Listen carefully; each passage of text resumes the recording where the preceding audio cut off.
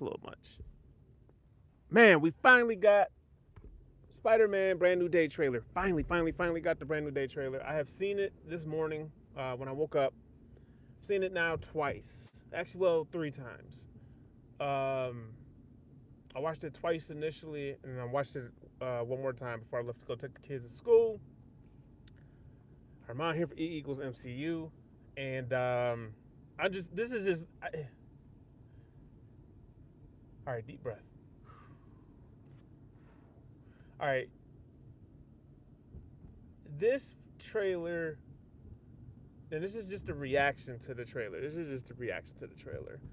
I've caught some things I want to bring up real quick, but I mean, it's not a breakdown, and because I don't throw, um, I probably won't put the trailer up on the screen. I probably won't do a breakdown. Although I am interested to see if Sony is clipping people for posting it. I know Marvel and Disney do not, but I don't know if Sony does. So it'll be interesting to see if people are getting clipped for putting the scene up, um, or putting the trailer up. But okay, so all right, so the trailer. Yesterday I went live, and I feel like right after I went live, I started seeing stuff on Twitter, in regards to the clips, and they were putting out little 2-second clips and whatnot. And I thought that was cool. I reposted a lot of that on Twitter, and a lot of it was cool. But getting to see it in full context, let me just say, you can tell that it has a different director. They want a certain aesthetic for his high school years. Now that it's different, Daniel Dustin Daniel Cretton, it has a cinematography to it that is it's vastly different from what it used to look like. The way he moves, the way he interacts, the shots, everything, and it's pristine. It is beautiful. All right, so just get into the trailer. I'm just going off the top of the dome here. One thing that I noticed, one thing I wanted to say, the shots when they were in New York, especially the one where they recreated the cover art, that definitely looked like a tie-in to Thunderbolts. That looked like the whole Thunderbolts thing was happening, and this was his view of it and his perspective for whatever was going on at Avengers Tower. Now, whether or not that's really Norman Osborn he's saving, I mean, one can hope. You know what I mean? I did notice that it sounded like Keith David was doing the voiceover. If anybody can confirm that, let me know. I don't think I seen him in the trailer, but it sounded like Keith David. I want to say that was Keith David, legendary actor. Um, I wonder if he plays a role. At first, when I first heard it on the snippets, I thought it was Tombstone. I thought that was the actor that was playing Tombstone, and I don't think that's Tremel Tillman's character. That doesn't sound like him either. So it sounded like Keith David. So let me know if I'm wrong on that. But so we get the shots of him on the roof, putting the mask on, checking in on MJ and Ned, and as they're going throughout the trailer, I noticed that part. I thought to myself, that looks like the same aesthetic as the Thunderbolts, so maybe that's going on while he's doing this. Um, and there was reports that the Elena Belova would show up in this, so maybe he's around. But the one thing that I like that they did, and this leads me to my next point, Frank Castle, the Punisher, the way that they're handling him, I kind of like, and I'm gonna explain why. He has a different tonality than he does on the Netflix and the TV side when he's done the TV stuff. He's still the same, but because it's through Spider-Man's purview, it does have they're gonna have like a good cop bad cop kind of banter between them, and then the comedy of him running him over with the van, and him sticking to the van or sticking to the shield, kind of lets you know, um, it kind of lets you know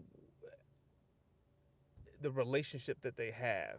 So I have a feeling because it's been 5 years since No Way Home. In that 5 years, he has befriended a lot of the New York street heroes. So I kind of wonder too, like in Daredevil, if he'll ever mention the Spider-Man or something to that effect, because it sounds like Spider-Man has bumped into these people in dealings with them throughout, and we're just gonna pick up where he's at now. And I do kind of like that for the story, because it kind of he could mention it. He could mention Daredevil. He could mention Jessica Jones. He could mention Luke Cage or Danny Rand, Iron Fist. He could just mention them, and it's just like, oh, okay, he already knows them because he already then bumped into him. Yada yada yada. So I do like I like that aspect of their relationship. I think that is going to be fun to watch them kind of team up and go through whatever's going on, whatever they're doing. We got the ninjas in this. The hand shows up. How's that going to tie in? Are they going to mention Elektra, the Black Sky, or whatever? And you know what I mean? Like, man, you got. I really sincerely hope that this ties into Daredevil Born Again, at least story wise, in some sort of way. I think that they have a real opportunity here between Punisher, Daredevil, and Spider-Man to really glue the street side of the Marvel heroes and put everything in its perspective place. And that's all we really want. You know what I mean? We want good storytellings. We want some good action, good visuals, and we want the glue. I mean, you give us that. That's 4 stars. You know what I mean? So, yeah. The other thing I gotta say it is the Sadie Sink. They didn't even show Sadie Sink's face. They just showed her from the back doing something. He pulls off the top of the tank. There's an old lady in the tank, which shocks everyone. And then you can see something goes out of the lady and goes into a different person to a different person. I am still not 100% convinced that she is playing Phoenix. I'm sorry, it's just me. I'm not. I know she had on the green and the yellow, and it's like, okay. It sounds like, and I did hear this. I can't remember if it was Harloff or somebody. They said that the reason why they're introducing the Phoenix Force, they want to make sure they get the Phoenix Force on the board, because so they don't have many opportunities before Secret Wars to have, they want to have the Phoenix in Secret Wars, and you can't tell the traditional story because we haven't had the X-Men up to that point, and we're not going to rehash the previous 2 Phoenix movies that the X-Men did. So, like, I don't think even nobody wanted to see Famke Jensen play Phoenix again. I don't think it was time for a different path, I guess. So this is how they're choosing to do it. If that is true, then I would now understand why they're putting Jean Grey in a Spider-Man movie. If that's the goal, that's the end goal.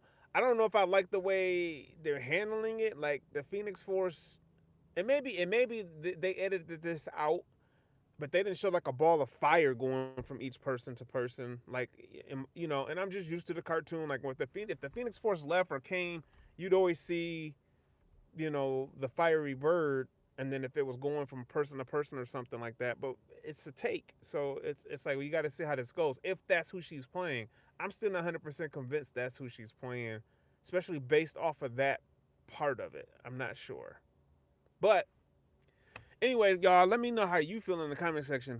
Are you excited for Spider-Man Brand New Day? Did you see the trailer? How many times have you watched the trailer? Did you notice something I didn't notice? I'm going to go back and watch it again and again and again and again until I feel I got everything I needed out of it. So, but that's all I got for you guys today. Till tomorrow. Peace.